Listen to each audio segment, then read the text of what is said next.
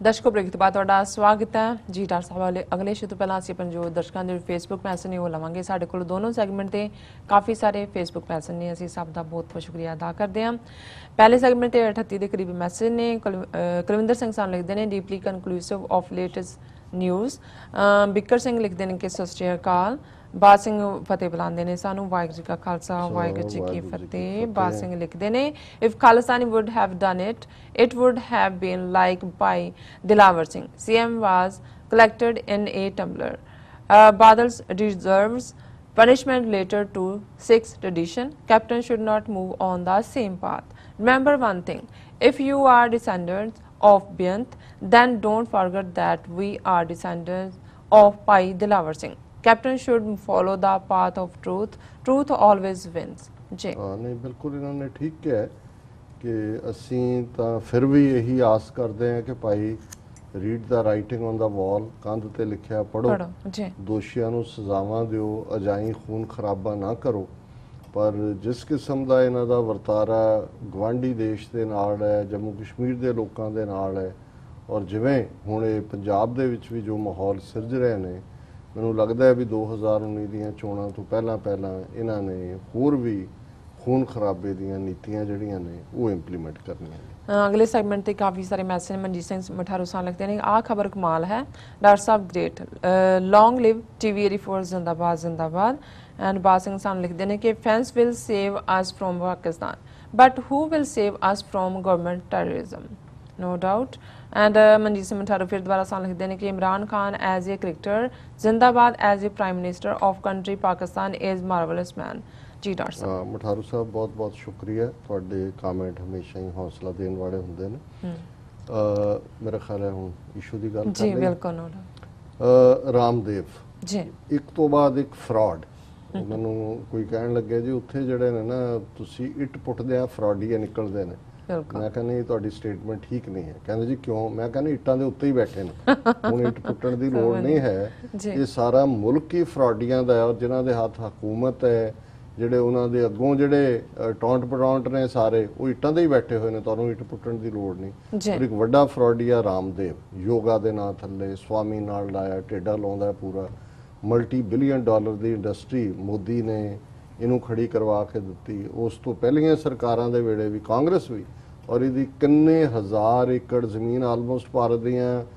15 ਸਟੇਟਾਂ ਦੇ ਵਿੱਚ ਨੇ ਜਿਹੜਾ ਨਾਜਾਇਜ਼ ਕਬਜ਼ੇ ਕੀਤੇ ਹੋਏ ਨੇ ਮਰਵਾਣ ਦੇ ਨਾਂ ਥੱਲੇ ਇਹਦੇ ਤੇ ਇੱਕ ਬੀਬੀ ਪੱਤਰਕਾਰ ਨੇ ਕਿਤਾਬ ਲਿਖੀ ਜਿਹੜੀ ਉਹਦੇ ਤੇ ਕੋਰਟ ਨੇ ਇਹ ਕਿਹਾ ਵੀ ਇਹ ਤੂੰ ਪਬਲਿਸ਼ ਤਾਂ ਕਰ ਹੀ ਨਹੀਂ ਸਕਦੀ ਈਵਨ ਸੋਸ਼ਲ ਮੀਡੀਆ ਤੇ ਵੀ ਨਹੀਂ ਇਹਦੀ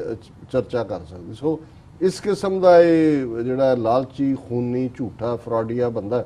ਹੁਣ ਇਹਦੇ ਤੋਂ ਕੀ ਕਰਵਾਉਣਾ 2000 ਔਰ ਜ਼ਾਹਰ ਹੈ ਕਿ ਵੀ ਕਾਵਰਡਲੀ ਇਸ ਕਿਸਮ ਦਾ ਕਿ ਪਹਿਲਾਂ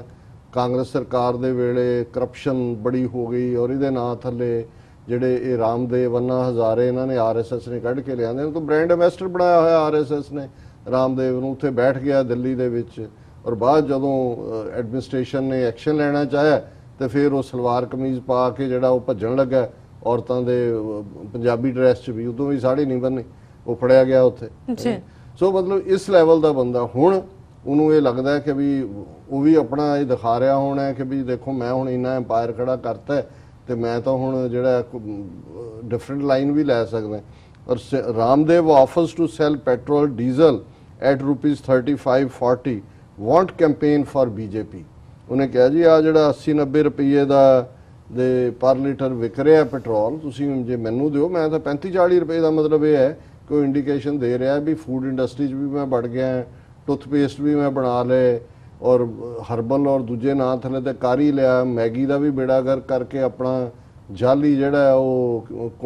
ਘੁਣ ਲੱਗੇ ਆਟੇ ਦਾ ਜਿਹੜੀਆਂ ਉਹ ਸਟਫ ਵੇਚ ਰਿਹਾ ਕਿ ਹੁਣ ਡੀਜ਼ਲ ਪੈਟਰੋਲ ਦੀ ਜਿਹੜੀ ਲਾਈਨ ਹੈ ਜਿਹਦੇ ਵਿੱਚ ਮਨੀ ਮੇਕਿੰਗ ਹੈ ਜ਼ਾਹਰ ਹੈ ਵੀ ਇਹ ਵੀ ਮੇਰੇ ਹਵਾਲੇ ਕਰੋ ਪਰ ਉਹਦੇ 'ਚ ਵੀ ਜਿਹੜੀ ਦਿਲਚਸਪ ਗੱਲ ਇਹ ਸੀ ਕਿ ਉਹਨੇ ਇਹ ਵੀ ਨਾਲ ਹੀ ਕਲੇਮ ਕਰ ਦਿੱਤਾ ਕਿ ਜੀ many laud the policies of Modi government but some need correction now ਕਿ ਜੀ ਇਹ ਮੋਦੀ ਸਰਕਾਰ ਦੀਆਂ ਨੀਤੀਆਂ 'ਚ ਵੀ ਤਬਦੀਲੀ ਹੋਣੀ ਚਾਹੀਦੀ ਹੈ price rise is a big issue फिर उन्होंने कहा महंगाई की आग तो मोदी सरकार को बहुत महंगी पड़ेगी उन्होंने कहा जी बहुत महंगी होएगी और फिर जो उन्होंने पूछा है कि जी तू पोलिटिकली दस कि नैक्सट लोक सभा इलैक्शंस तू जिवें पहला कैंपेन किया तू करेंगा वाई वुड आई मैं क्यों कैंपेन करें जी I will not campaign for them. I have withdrawn politically. I am with all the parties and I am independent. ਮੈਂ ਵਾਪਸ ਲੈ ਲਿਆ ਸਾਰਿਆਂ ਨਾਲ। ਔਰ ਉਹਦੇ ਜਿਹੜੀ ਦਿਲਚਸਪ ਗੱਲ ਹੈ, ਜਿਸ ਤੋਂ ਤੁਸੀਂ ਇਹਨਾਂ ਦਾ ਫਰਾਡੀਏ ਬ੍ਰਾਹਮਣਵਾਦੀਆਂ ਦਾ ਹਾਲ ਦੇਖ ਲਓ। Ramdev said he was a centrist and was neither a rightist or a leftist. No one should needle him as he had adopted Maun Yoga, silence on many crucial issues. ਉਹਨੇ ਕਿਹਾ ਜੋ ਗਾਂਧੀ ਦੇ ਫਰਾਡ ਵਾਂਗੂ, ਗਾਂਧੀ ਜਦੋਂ ਕਿਸੇ situation ਤੇ ਜਵਾਬ ਨਹੀਂ ਸੀ ਦੇਣਾ ਚਾਹੁੰਦਾ, ਕਹਿੰਦਾ ਸੀ ਮੈਂ ਮੌਨ ਵਰਤ ਰੱਖ ਲਿਆ, ਪਰ ਉਹ ਚਿੱਠੀ ਲਿਖ ਕੇ ਮੈਨੂੰ ਲਿਖ ਕੇ ਦੇ ਦਿਓ, ਫਿਰ ਕਹਿੰਦਾ ਸੀ ਨਹੀਂ ਕਿਦਾ ਉਹਨੇ ਜਵਾਬ ਦੇਣਾ, ਮੌਨ ਵਰਤ ਰੱਖਿਆ। ਉਹ ਕਹਿੰਦਾ ਜੀ ਮੈਂ ਹੁਣ ਆਪਣਾ ਸੌਦਾ ਵੇਚਣਾ, ਬਹੁਤ ਪੈਸਾ ਹੋ ਗਿਆ, ਮੈਂ ਹੁਣ ਮੌਨ ਵਰਤ ਲੈ ਲਿਆ, ਇਸ ਲਈ ਮੈਂ ਸਿਆਸੀ ਇਸ਼ੂਆਂ ਦਾ। ਇਹਨਾਂ ਫਰਾਡੀਆਂ ਤੋਂ ਲੋਕ ਸਿੱਖ ਵੀ ਕਹਿਣ ਜੀ ਰਾਮਦੇਵਾ ਉਹਦੀ ਦਵਾਈ, ਉਹਦਾ ਯੋਗਾ, ਚੰਗੇ ਭਲੇ ਘਰਾਂ 'ਚ ਉੱਠ ਕੇ ਪੁੱਠੇ ਲਟਕ ਰਹੇ ਹੁੰਦੇ ਨੇ ਕਿ ਜੀ ਯੋਗਾ। ਸੋ ਇਹ ਫਰਾਡ ਹੈ ਜਿਸ ਲੈਵਲ ਤੇ ਕਿਉਂ ਨਜ਼ਰ ਨਹੀਂ ਆਉਂਦਾ ਹੈ ਲੋਕਾਂ ਨੂੰ ਕਿ ਵੀ ਇਹ ਕੀ ਫਰਾਡੀਅਨ ਹੈ। ਜੀ ਡਾਕਟਰ ਸਾਹਿਬ ਜੀ ਸਾਡੇ ਦਰਸ਼ਕਾਂ ਦੱਸ ਦਿਓ ਅੱਜ ਦਾ ਵਿਚਾਰ। ਜਿਵੇਂ ਸੋਮਵਾਰ ਦੇ ਪ੍ਰੋਗਰਾਮ 'ਚ ਅਸੀਂ ਭਾਈ ਗੁਰਦਾਸ ਜੀ ਦੇ ਕਬਿਤ ਸਵਈਏ ਵਿਚਾਰਦੇ ਔਰ ਅੱਜ 235 ਨੰਬਰ ਸਵਈਆ, ਕੁੱਲ ਉਹਨਾਂ ਦੇ 675 ਸਵਈਏ ਨੇ ਕਬਿਤ ਸਵਈਏ ਜਿਹੜੇ ਬ੍ਰਜ ਭਾਸ਼ਾ 'ਚ ਨੇ। ਜੀ ਜੈਸੇ ਮਨ ਧਾਵੈ ਪਰ ਤਨ, ਧਨ ਦੁਖ ਨਾ ਲੋ, ਸ਼੍ਰੀ ਗੁਰੂ ਸ਼ਰਨ ਸਾਧ ਸੰਗ ਲੋ ਨਾ ਆਵਈ, ਜੈਸੇ ਮਨ ਪ੍ਰਾਤੀਨ ਹੀਨ ਦੀਨਤਾ ਮੈਂ, ਸਾਧ ਸੰਗ ਸਤਗੁਰ ਸੇਵਾ ਨਾ ਲਗਾਵਈ, ਜੈਸੇ ਮਨ ਕਿਰਤ ਬਿਰਤ ਮੈਂ ਮਗਨ ਹੋਏ, ਸਾਧ ਸੰਗ ਕੀਰਤਨ ਮੈਂ ਨਾ ਠਹਿਰਾਵਈ, ਕੂਕਰ ਜੋ ਚੌਂਚ ਕਾਢ ਚਾਕੀ ਚਾਟਬੇ ਕੋ ਜਾਏ, ਜਾਂ ਕੇ ਮਿੱਠੀ ਲਾਗੀ ਦੇਖੈ ਤਾਹੀਂ ਪਾਛੈ ਧਾਵੇ। ਸੋ ਭਾਈ ਗੁਰਦਾਸ ਜੀ ਨੇ ਇਸ ਕਬਿਤ ਦੇ ਵਿੱਚ ਹਿਊਮਨ ਮਾਈਂਡ, ਉਸ ਦੀ ਤਸ਼ਬੀਹ ਕੁੱਤੇ ਦੇ ਚੱਕੀ ਚੱਟਣ ਦੇ ਨਾਲ ਦਿੱਤੀ ਹੈ। ਕੁੱਤਾ ਗਰੀਡ ਲਈ ਜਾਣਿਆ ਜਾਂਦਾ, ਉਹਦਾ ਢਿੱਡ ਭਰਿਆ ਵੀ ਹੋਏ, ਉਹ ਜੀਭ ਉਹਦੇ ਮੂੰਹ ਚੋਂ ਹਲਕਦੀ ਹੁੰਦੀ ਹੈ, ਜਿੱਥੇ ਦੇਖੇ ਉਹਨੂੰ ਚੱਟਣ ਲੱਗ ਜਾਂਦਾ। ਪਰ ਉਹਨਾਂ ਨੇ ਕਿਹਾ ਵੀ ਮਨੁੱਖੀ ਮਨ ਵੀ ਜਿਹੜਾ ਹੈ ਉਹ ਕਿਵੇਂ ਵਿਕਾਰਾਂ ਵੱਲ, ਦੂਜੀਆਂ ਨੈਗੇਟਿਵਿਟੀ ਵੱਲ ਦੌੜਦਾ ਹੈ। ਜੈਸੇ ਮਨ ਧਾਵੈ ਪਰ ਤਨ ਧਨ ਦੁਖ ਨਾ ਲੋ, ਮਨੁੱਖੀ ਸੁਭਾਅ ਦੇ ਵਿੱਚ ਹੈ ਕਿ ਉਹ ਪਰ ਇਸਤਰੀ ਲਈ ਜਾਂ ਪਰ ਪੁਰਸ਼ ਲਈ ਉਹ ਜਿਹੜਾ ਹੈ ਉਸ ਦੇ ਅੰਦਰ ਹਮੇਸ਼ਾ ਹੀ ਇੱਕ ਗਿਰਾਵਟ ਹੁੰਦੀ ਹੈ ਕਿ ਉਹ ਉਸ ਪਾਸੇ ਵੱਲ ਦੌੜਦਾ ਹੈ।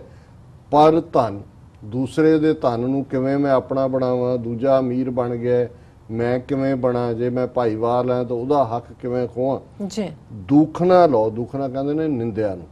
ਕਿ ਵੀ ਜਦੋਂ ਹੀ ਉਹਨੂੰ ਮੌਕਾ ਬਣੇ ਕਿ ਵੀ ਕਿਸੇ ਦਾ ਨੂੰ ਨੀਵਾਂ ਦਿਖਾਣਾ ਤੇ ਉਸ ਦੀ ਉਹ ਨਿੰਦਿਆ ਕਰਦਾ ਹੈ। ਸੋ ਇਹ ਮਨੁੱਖੀ ਮਨ ਦਾ ਸੁਭਾਅ ਹੈ ਕਿ ਉਹ ਇਖਲਾਕੀ ਤੌਰ ਤੇ ਧਨ ਵੱਲੋਂ ਜਾਂ ਨਿੰਦਿਆ ਵੱਲੋਂ ਜਿਹੜਾ ਉਹ ਅੱਗੇ ਅੱਗੇ ਰਹਿੰਦਾ। ਸ਼੍ਰੀ ਗੁਰੂ ਸ਼ਰਨ ਸਾਧ ਸੰਗ ਲੋ ਨਾ ਆਵੇ, ਪਰ ਜਦੋਂ ਤੁਸੀਂ ਉਹਨਾਂ ਨੂੰ ਕਹੋ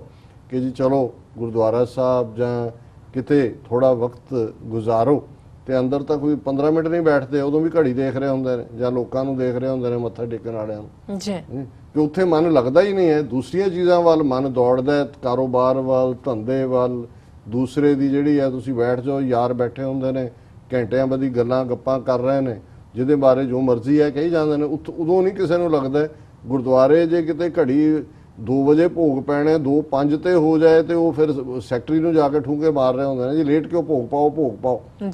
ਸੋ ਇਹ ਸੁਭਾਅ ਬਣ ਗਿਆ ਕਿਉਂਕਿ ਦੂਸਰੇ ਪਾਸੇ ਸਾਡੀ ਜਿਹੜੀ ਰੁਚੀ ਜ਼ਿਆਦਾ ਹੁੰਦੀ ਹੈ। ਜੈਸੇ ਮਨ ਪ੍ਰਾਤੀਨ ਹੀਨ ਦੀਨਤਾ ਮੈਂ, ਕਿ ਅਸੀਂ ਦੂਸਰੇ ਦੀ ਗੁਲਾਮੀ ਖੁਸ਼ਾਮਦ ਪਰ ਅਧੀਨ ਉਸ ਦੇ ਵਿੱਚ ਬੜੀ ਖੁਸ਼ੀ ਲੈਂਦੇ ਆ, ਕਿਸੇ ਨੂੰ ਨਵਾਜਣਾ, ਵਾਹ ਵਾਹ ਵਾਹ ਸਰਦਾਰ ਸਾਹਿਬ ਕਿਆ ਕਹਿਣੇ, ਤੁਹਾਡੇ ਵਰਗਾ ਕੌਣ ਹੈ, ਝੂਠਾ ਪਰ ਅਧੀਨ, ਦੀਨਤਾ ਮੈਂ ਇਨਫੀਰੀਅਰ, ਆਪਣੇ ਆਪ ਨੂੰ ਸਾਬਤ ਕਰਨਾ। ਸਾਧ ਸੰਗ ਸਤਗੁਰ ਸੇਵਾ ਨਾ ਲਗਾਵੇ, ਅਸੀਂ ਬਿਲਕੁਲ ਨਿਸ਼ਕਾਮ ਮਨ ਦੇ ਨਾਲ, ਜਿੱਥੋਂ ਸਾਨੂੰ ਅਸੀਂ ਇਸ ਲਈ ਖੁਸ਼ਾਮਦ ਕਰਦੇ ਹਾਂ ਜਾਂ ਝੂਠੀ ਤਾਰੀਫ ਕਰਦੇ ਹਾਂ ਕਿ ਅਸੀਂ ਕੁਝ ਇਨ ਰਿਟਰਨ ਲੱਭ ਰਹੇ ਹੁੰਦੇ ਕਿ ਵੀ ਇਹ ਕੱਲ ਨੂੰ ਬੜਾ ਮਿਹਰਬਾਨ ਹੋਏਗਾ, ਪਤਾ ਨਹੀਂ ਸਾਨੂੰ ਇਹ ਕੀ ਦੇ ਦੇ। ਪਰ ਜਦੋਂ ਅਸੀਂ ਸਾਧ ਸੰਗ ਸਤਗੁਰ ਸੇਵਾ ਨਾ ਲਗਾਵੇ, ਨਿਸ਼ਕਾਮ ਸੇਵਾ 'ਚ ਅਸੀਂ ਯਕੀਨ ਨਹੀਂ ਰੱਖਦੇ, ਇਸ ਲਈ ਅਸੀਂ ਜਿਹੜਾ ਉਸ ਪਾਸੇ ਨਹੀਂ ਲੱਗਦੇ। ਜੈਸੇ ਮਨ ਕਿਰਤ ਬਿਰਤ ਮੈਂ ਮਗਨ ਹੋਏ, ਸਾਧ ਸੰਗ ਕੀਰਤਨ ਮੈਂ ਨਾ ਠਹਿਰਾਵੇ, ਕਿ ਅਸੀਂ ਅੰਦਰ ਵੀ ਬੈਠੇ ਹੋਈਏ ਗੁਰਦੁਆਰੇ ਦੇ ਜਾਂ ਪਾਠ ਵੀ ਕਰ ਰਹੇ ਹੋਈਏ ਘਰ 'ਚ ਬੈਠੇ, ਸਾਡਾ ਧਿਆਨ ਇੱਕਦਮ ਆਪਣੇ ਧੰਦੇ ਵੱਲ ਦੌੜਦਾ, ਕਿਰਤ ਬਿਰਤ ਵੱਲ ਦੌੜਦਾ ਕਿ ਜੀ ਅੱਛਾ ਜੇ ਪਹਿਲਾਂ ਚਲੇ ਗਏ ਸ਼ਾਇਦ ਸਵਾਰੀ ਇੱਕ ਵਾਧੂ ਮਿਲ ਜਾਏ, ਇੱਕ ਪਿੱਛੇ ਰਹਿ ਗਈ। ਸੋ ਇਹੀ ਹਾਲ ਸਟੋਰਾਂ ਦਾ ਦੂਜਿਆਂ ਦਾ ਹੈਗਾ। ਭਾਵੇਂ ਅੱਧੀ ਰਾਤ ਨੂੰ ਕ੍ਰਾਈਮ ਵੀ ਹੋ ਰਿਹਾ ਹੁੰਦਾ, ਉਹਨੂੰ ਲੱਗਦਾ ਜੀ ਘੰਟਾ ਵੱਧ ਖੋਲ ਲਈਏ, ਉਹ 'ਚੋਂ ਵੀ ਕੁਝ ਨਿਕਲ ਆਏ ਜੀ। ਸੋ ਸਾਧ ਸੰਗ ਕੀਰਤਨ ਮੈਂ ਨਾ ਠਹਿਰਾਵੇ,